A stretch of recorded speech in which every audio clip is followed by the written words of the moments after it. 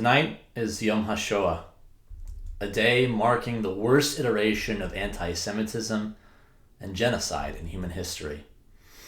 An Israeli creation embraced by the entire international Jewish community. Yom HaShoah has evolved in the minds of Jews everywhere. On this day, we do not only reflect on the victimization of our people in the Holocaust, but also on the ongoing manifestation of anti-Semitism. I had the privilege of serving on a scholarship committee with Jewish Columbus, reviewing essays written by our very own teens. And I shared this excerpt from one of the contestants with our board in yesterday's meeting. It began with the Hitler salutes, timed on my watch where 5 minutes later I was told that I belonged in a gas chamber. The very next day, I was told that to get a Jewish girl's number, you pull up her sleeve and read her digits.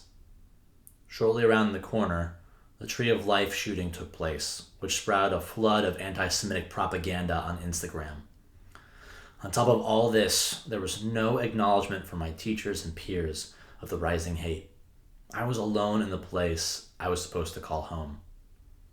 Carrying the strength of every generation before me, I took it upon myself to heal this broken world in any way that I could. Tikkun Olam was a Jewish value I spent my bar mitzvah studying, but only through the lens of the environmental crisis. Throughout high school, I began using this value to heal my community. It was a feat I largely took on alone. With such a small population of Jewish students at my high school, I had to rely on my own strength when emailing principals and talking to teachers. I could not let another Jewish person have their identity splayed out in front of them and walked on like a forgotten piece of trash. So I had to keep pushing for change despite facing many barriers. I went to my principal requesting that minority holidays are recognized and that teachers are more respectful of students missing class for their observations. Additionally, I had my school's broadcasting system help to educate the school on the upcoming minority holidays.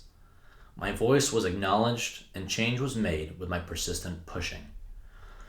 Although I had been able to address the individual anti-Semitic comments targeted at me, hatred was still festering and exponentially growing in the world. I could hear my parents talking about it over hushed conversations, and I could see evidence of it with the new security at Temple Israel. What a remarkable person and a powerful piece. When you study anti-Semitism, you learn how this age-old problem mutates, much like a virus, appearing in many forms, physical, verbal, and in many circles. What we remember year after year is that we cannot be indifferent. There are many valid responses to anti-Semitism. Cultivate your spirituality and build inner strength and resilience to weather anti-Semitic attacks in any form. Expand our Jewish community's efforts to enhance our security. Support outreach and education. All are needed in our community. Tonight we remember the Shoah, in person and online. Join us so we can be stronger together by going to our website, templeisrael.org. Zichronam livracha.